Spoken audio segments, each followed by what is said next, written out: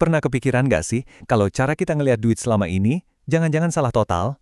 Gimana kalau kaya itu bukan sesuatu yang harus kita kejar mati-matian, tapi sesuatu yang cukup kita minta aja?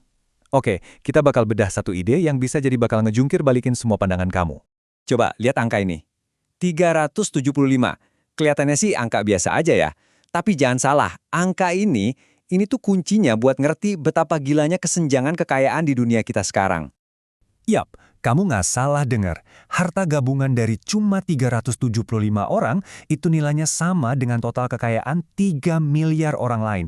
Kebayang nggak? Nama-nama kayak Bill Gates, Warren Buffett, Jeff Bezos yang mereka ada di daftar itu. Pertanyaannya, emang apa sih yang bikin mereka beda banget dari kita semua? Nah, ini dia nih kuncinya. Coba kita analogiin gini deh.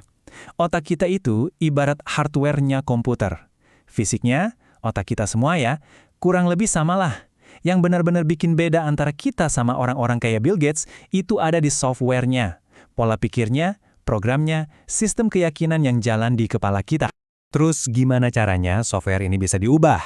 Nah, buat ngerti itu, kita akan lihat kisah nyata dari seseorang yang bisa dibilang kejebak sama program yang salah. Namanya Mardigu Wowik. Dia ini ngalamin siklus hidup yang naik turunnya brutal banget dan dia bertekad buat cari jawabannya. Coba bayangin deh, berkali-kali dapet duit banyak, kaya raya, terus jatuh lagi, habis semua, malah terlilit utang, gitu terus berulang-ulang. Itulah kenyataan hidupnya Mardigu. Dia sadar pasti ada yang salah nih sama software di kepalanya, tapi dia nggak tahu gimana cara benerinnya. Karena udah saking putus asanya, dia sampai cari solusi ke luar negeri.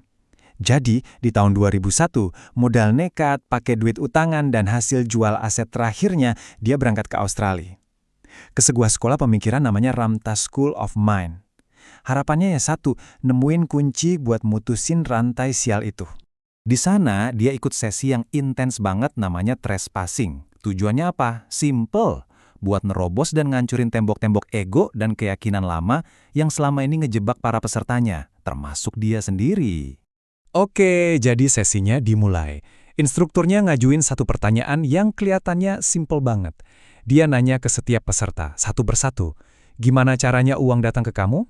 Dan coba tebak, hampir semua peserta, ada 110 orang loh dari 10 negara, jawabannya sama persis. Ya, dengan kerja. Ini kan kayak jawaban universal ya, keyakinan yang udah mendarah daging di kepala kita semua. Pokoknya, mau dapat duit, ya harus kerja. Nah, habis itu instrukturnya ngeluarin pertanyaan pamungkas. Pertanyaan yang benar-benar ngeguncang fondasi keyakinan mereka.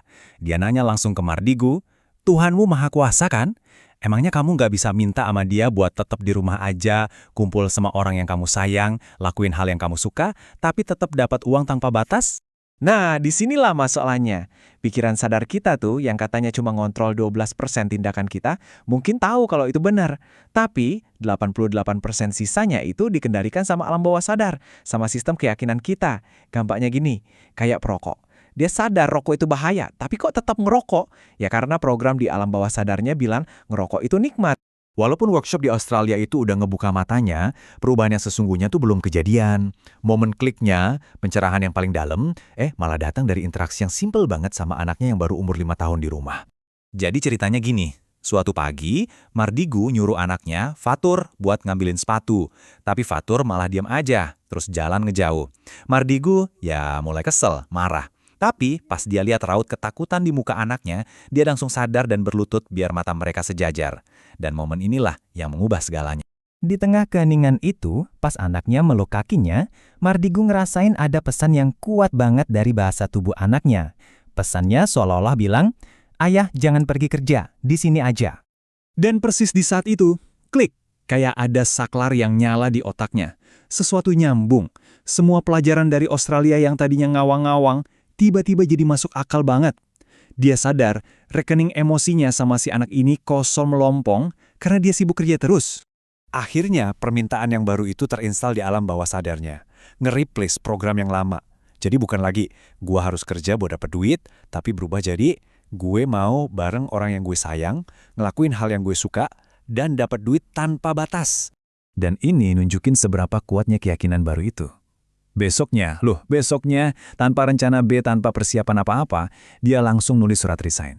Dia benar-benar bakar kapal. Nggak ada jalan buat mundur lagi. Terus, apa yang terjadi? Nah, ini bagian yang paling aneh. Seolah-olah alam semesta langsung ngejawab permintaan barunya. Realitas di sekitarnya mulai berubah dengan cara-cara yang gak terduga sama sekali. Cuma beberapa hari setelah dia resign, tiba-tiba tetangganya datang.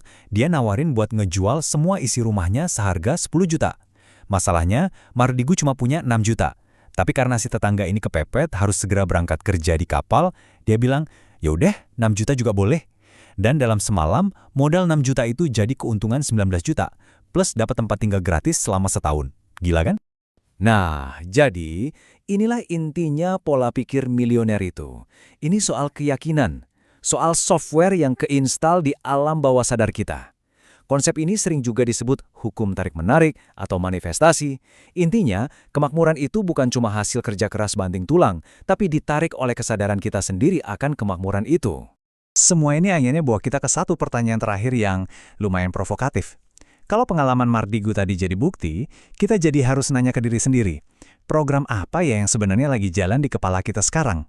Dan gimana kalau realitas yang kita jalani saat ini sebenarnya cuma cerminan dari permintaan yang tanpa sadar kita ulang-ulang terus setiap hari?